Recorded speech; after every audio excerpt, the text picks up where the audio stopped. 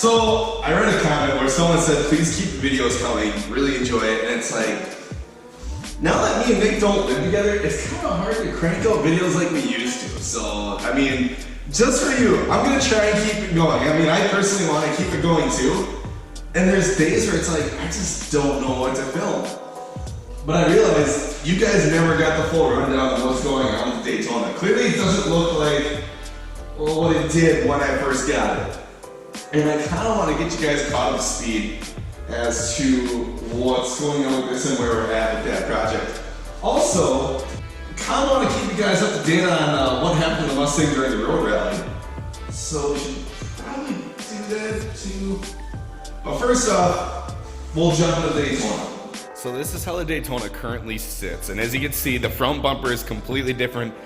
But the reason that is because, well, I had to get like 3 separate front bumpers just to make one good functioning working front bumper.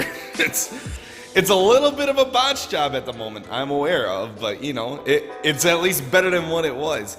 Secondly, this fender, I don't know if it's staying on the car. It's in a lot better shape compared to the last one, but I'm still looking at this here, and then it's got, I don't even know what the hell is going on here, but it's like, I know it can be fixed, but I also really don't feel like fixing it. And realistically, I feel like it'd be a lot easier just to buy a new fender. I don't know, you guys let me know what would be easier. Just keep in mind, I really haven't done any body work in my life. This is probably the first time I've done any kind of body work to a car, so this is all a learning experience to me.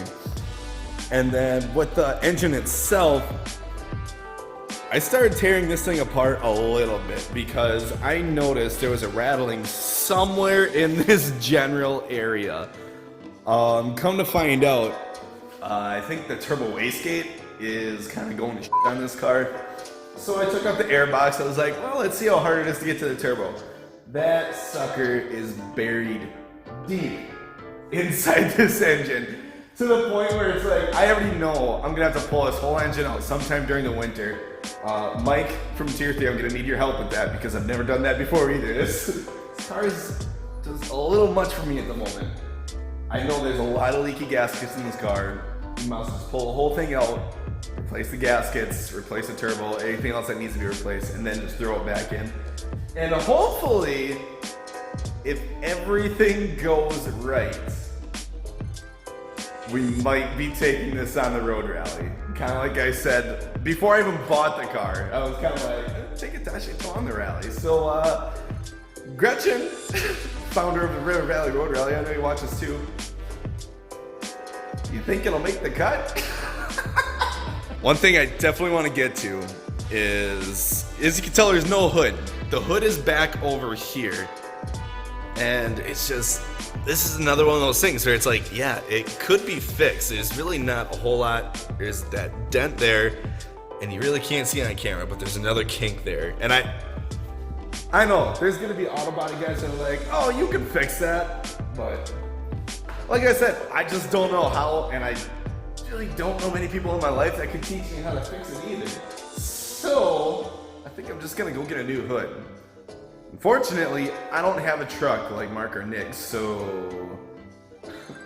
what I think I might do is kind of button this thing up as it is, get it running again, and drive it to a pick and pull yard, and hopefully we'll be able to just slap the hood on there. And if not, that sucks, but you know what, we'll worry about that problem when we get there. First things first, we got to get this car running again. I really get to clicking, but I'm looking for a sister to the bottom when I kiss her. If you want time, never, just let me know.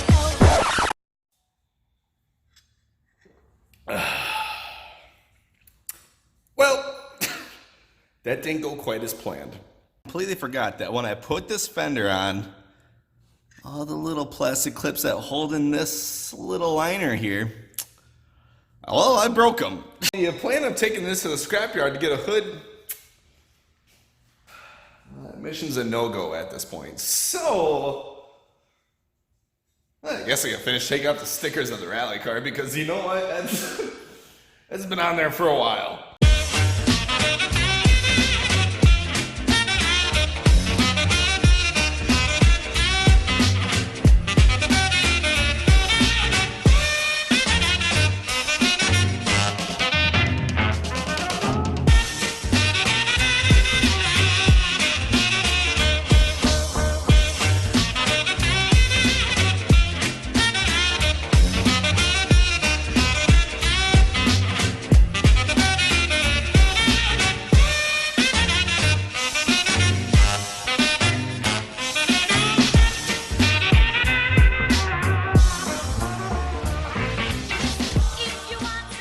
Just like that, the Mustang is back to being bare and plain. Although a few things I have noticed while I was taking stickers off. Up in front here, we lost a little bit of paint with this sticker. And I have a feeling I know why that is. I have a feeling when my paint guy sprayed these parts, they weren't sanded beforehand, so the paint's not sticking like it should. So, yeah, that'll be a fun conversation later on. But not too worried about it realistically. And then back over here, we noticed we got a little bit of cancer on the car. I can almost guarantee that had nothing to do with the many winters that I've driven this car.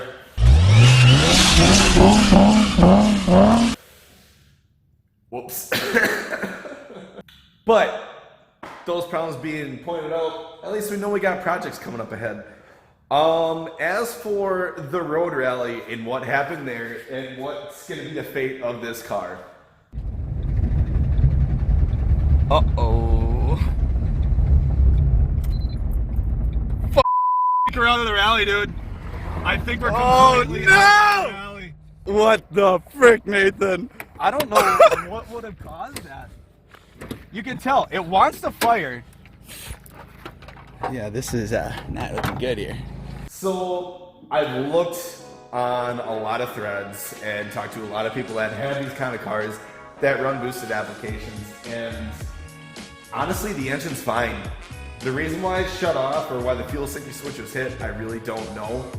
But I do know that when you push these cars under a boosted application, as hard as we were during that rally, and trust me, we were pushing this car, it's going to end up pushing oil through those valves. It's just going to burn it, and that's why we were burning so much oil. It's just because we were really pushing her. It definitely wasn't made for it, and you know, me and Nick, we really wanted the gold, but it kind of shot ourselves in the foot in the process. So as for now, guys, there's not going to be an engine swapped in this car anytime soon. It runs just fine.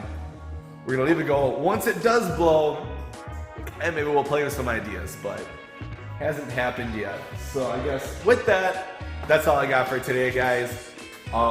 As for Nick's YouTube channel, I was by his place yesterday, and he's actually almost got his first video almost done. So it's almost here. Once he puts up the video, guys, I'll be sure to let you know. And yeah, honestly, it's pretty good.